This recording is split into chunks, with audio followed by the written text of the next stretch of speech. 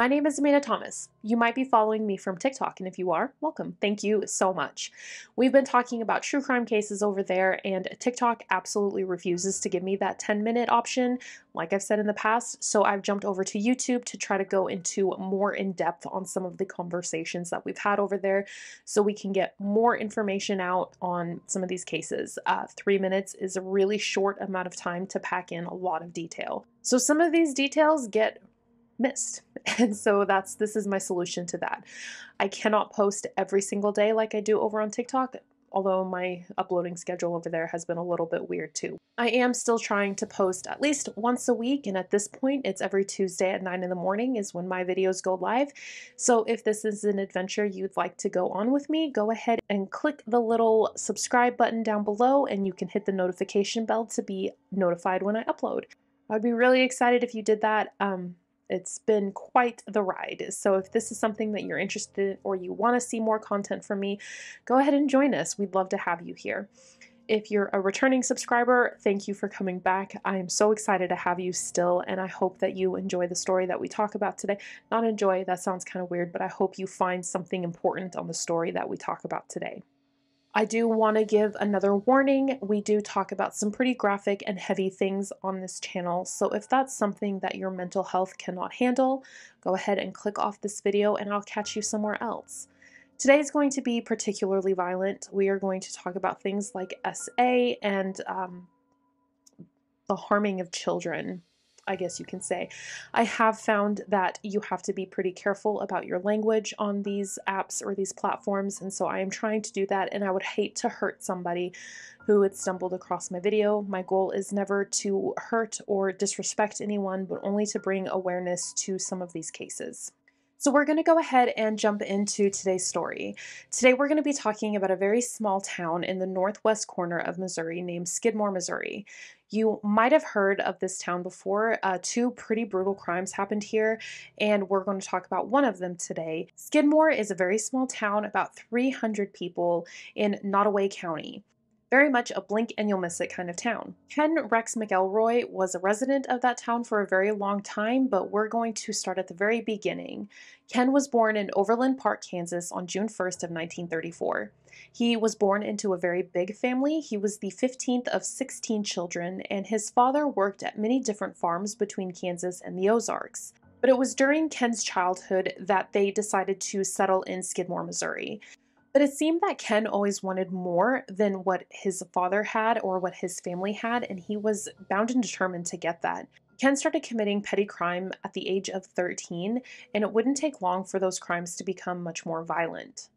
He was 15 years old when he decided to drop out of high school and kind of pursue his life of crime. Ken would steal anything he could get his hands on. Cattle, hogs, grain, fuel, antiques, just about anything he could get his hands on. And Ken was a very tall man, a very big man. He weighed about 270 pounds, and he was also taller than the majority of men that were around him. Ken was also known to kind of want to have a reputation of being intimidating and scary, and he achieved that. Many people in the town were very afraid of him. In fact, he was the town bully. And he would become a very familiar face to the local sheriff's department. Now, it did seem that Ken did try to work some jobs that were not, criminal activity. And on one such jobs, he was working at a construction site when a metal beam fell on his head and he sustained a pretty severe head injury. Many people believe that after this head injury, he became much more violent in his behavior. It seems he had always had a way of trying to, commit crime and stuff like that, but he wasn't a violent man before this, or that's the way it seemed to me anyway, that he wasn't violent and he was more just, he committed the petty crimes, but he wasn't violent in nature. But after this accident, it seemed that things just progressively got worse. The strange thing to me is that as Ken grew older, he was not a poor man. He owned land and he would lease it out to local farmers or hunters, and he wasn't a poor man. He also traded and raced dogs, and he was just not struggling financially, so I don't quite understand why he still decided to commit these crimes when he was doing okay. During the course of his adult life, he was charged 21 times with felonies and misdemeanors and those types of things. And every single time, Ken would be acquitted or the charges would be dropped. Now, Ken did have a very good lawyer. His name was Richard Gene McFadden, and he was also rumored to be a mob lawyer, excuse me. Richard also came out and said that Ken was one of his best clients. But maybe it was having a really good lawyer, or maybe it was the fact that Ken would like to intimidate his victims by either parking in front of their house or directly confronting them. Many of these his victims would either decide to drop the charges or his lawyer would get him acquitted from most of the crimes. This seemed to be a pretty typical thing. Nobody could seem to catch Ken and get him convicted of any of these crimes. In fact, there was one confrontation that really kind of bothers me when it comes to Ken Rex McElroy. He had a dispute with another farmer named Romaine Henry. Now, Ken and Romaine were having a dispute about Ken firing a weapon on Romaine's land. And it was during this dispute that Ken shot Romaine in the stomach twice. Now, Romaine did survive this, and he did press charges, but Ken would be acquitted of this, which seems very, very strange to me. It seems that Ken would intimidate the jury members by putting rattlesnakes in their mailboxes to kind of send them a message. Also, during the trial, two witnesses came forward saying that they had been hunting with Ken on the day that the shooting had happened, and there was no way that he could have shot Romaine. Ken was acquitted of this, and Romaine never saw justice for what had happened to him. Ken was so out of control that the town of Missouri even hired a marshal to come in and just make sure that peace was kept between Ken and the other town members. This didn't work though, because Ken would confront the marshal that was hired by the town of Skidmore. And when the marshal called for backup, the local sheriff's department refused to come help him, saying that they were not going to confront Ken Rex McElroy. It seems that Ken was able to do what he wanted, when he wanted, and he would prove this time and time again. Ken was married a total of 3 times, and he had 10 different children with each of these women. Ken was also accused of not being very nice to his wives, but it was his last wife that's really the most alarming. His wife, Trina, and that was his third wife, he married her when she was only 14 years old. He began essaying her when she was just 12. He was charged with statutory, but in order to escape those charges, he divorced his second wife and married Trina, which was the girl that he was essaying. He did this so that Trina would not be able to testify against him in court. At first, Trina's parents refused to allow Ken to marry her, as any parent would. It was then that he came to Trina's parents' house. It was her mother and her stepfather, and he set their house on fire and shot their dog. It was after this intimidation tactic that the family decided to go ahead and let Ken marry Trina. But Ken's second wife was still living in the home, so it seemed like they had some kind of like plural marriage type thing going on. He was with both women, but he was legally married to Trina, making it difficult for prosecutors to have Trina testify against Ken. It wouldn't take long for Trina to become pregnant. It was after Trina had the baby that both Trina and Ken's second wife, Alice, decided to run away from Ken's home. They ran back to Trina's home and they hid out there. But Ken was trying to hunt them down, looking for mostly the baby. And when he got to Trina's mother's house where Trina and Alice were hiding out, he burned it down again and shot their dog again. Ken was arrested but released on bond for this, and Trina and the baby were taken into the foster care system. It was then that Ken found out what foster family she was staying with and would park in front of their house trying to intimidate the foster family. He found out that the foster family had a daughter of their own, and he learned her schedule, her bus schedule. He knew where she was going to school. He knew what bus she would take to get there. He knew everything, and he told the foster family that I'll trade you girl for girl. He was basically threatening the foster family with their own daughter to get his hands back on Trina. So it's very obvious that Ken is not a great guy. This is a very disturbing story. And it seemed like no matter what they did, they couldn't prosecute or nail him to the wall, so to speak. That there was nothing that anybody could do because no charges would ever stick. He would always be acquitted or the charges would be dropped because he would intimidate these people. Like, what more could the town do? But the final straw happened with Beau Beaucamp. Beau owned the local grocery store. And it was in the 1980s that one of Beau's clerks that worked at the grocery store, saw one of Ken's children trying to steal a piece of candy. She told the child to put the piece of candy back, and this really, really upset Ken. He began threatening the clerk. He was threatening everybody. He was acting crazy about his child being called out for trying to steal this piece of candy, and he promised that he would hurt Beau. In fact, several days after this happened, he came to Beau's store and confronted him behind the store. While they were arguing about what had happened, Ken shot Beau in the neck. Luckily, Beau was able to survive this, and Ken was arrested, but what's going to happen? He's going to get out of this again, right? He has already been charged 21 times with different felony and misdemeanor charges, and nothing has ever happened to him.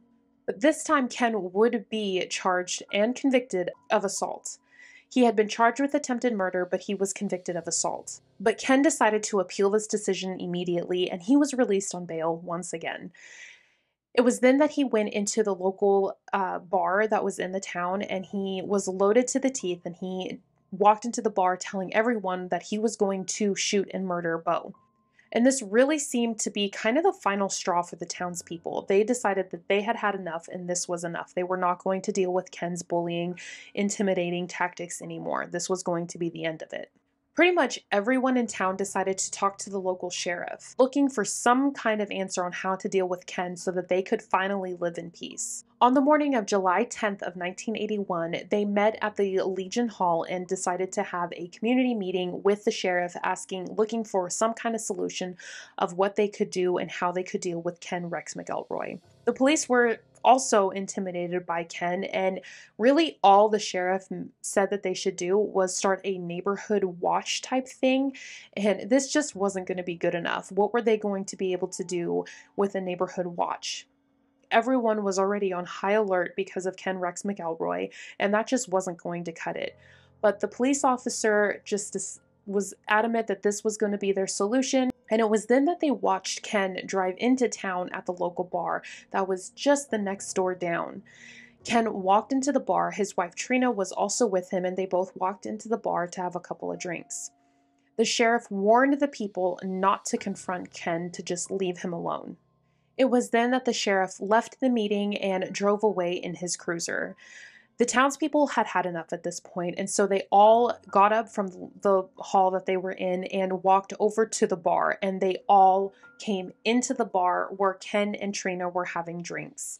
Ken noticed everyone there, and he finished his drinks. Trina, I'm assuming, finished hers. He bought a six-pack and then walked out to his pickup. The rest of the community followed him out there. Ken and Trina got into his pickup, and Ken started the vehicle, and that's when multiple gunshots went off. Ken was hit twice in the gunfire, and he died pretty much instantly. Trina was able to escape the pickup with the help of a local man. He helped her get out of the vehicle and escape to safety, and it would take 10 minutes for anyone to call the ambulance. And when police did arrive, Ken had already passed away, but nobody had seen a thing. And there were well over 60, I've read anywhere from 45 to 60 people that were there during this time, and nobody saw a thing. The FBI even came to investigate, and they found 2 different shell casings that seemed to be the culprit of Ken's death. And Trina did say she saw who had pulled the trigger and who had killed Ken, but nobody was ever charged with Ken's murder. There was no charges ever brought against anybody, and to this day, nobody knows who killed Ken Rex McElroy. The town has kept this a complete secret. There have even been a couple of locals who have said that he needed a killing, and it was just a matter of time. Trina did eventually go ahead and file a wrongful death lawsuit against the mayor, the sheriff, and the man that she said had pulled the trigger. It was a $5 million lawsuit, and they settled out of court saying that it would be too much money to pursue this legally, but nobody admitted guilt to any of it. Like I said, they settled out of court and she got $17,600 and she moved away from there. She did remarry, but she died in 2012 due to cancer. I just find it funny how it's been 41 years, and to this day, the secret has been kept completely quiet by all of the townspeople. And I'm sure everybody knows exactly who pulled the trigger. And it really just makes you think, was this justified? Do you think that it was justified? Ken was a bully, there was no doubt about it. Ken was also not a good person. He did many awful and terrible things, and it makes you wonder, was this justified? The justice system obviously wasn't doing anything to help this community. Ken just kept getting out of trouble, and he was never held accountable for any of this. So was the town justified finally just getting to the point where they couldn't handle it anymore? They couldn't handle his tactics anymore and just decided to take matters into their own hand? Do you think that the town collectively breathed a sigh of relief after Ken was dead, knowing that they wouldn't have to deal with him anymore? I'd love to know your thoughts on this, because I just find myself thinking, like, we can't be judge and jury, but at the same time, where was the judge and jury the whole time this was happening? I don't know how I feel about it personally. I feel like a lot of times I lean more on the side of he had it coming. I don't know. I'd love to hear your thoughts on this. Please let me know down in the comments. It's a wild story for sure. For such a small town, they've really seen some very wild things. But like I said, I'd love to know your thoughts down below. And if you want to continue following me on this adventure, just go ahead and hit the little subscribe button and the bell down below so you can be notified when I upload. I would be so honored to have you on this adventure with me. There's not a whole left to say here, so leave your thoughts down in the comments, like I've said about 45 times now. Let's have a conversation down there. I look forward to seeing everyone's thoughts on it. But like always, I hope that I found you feeling so much love and peace in your everyday life. Have a great day.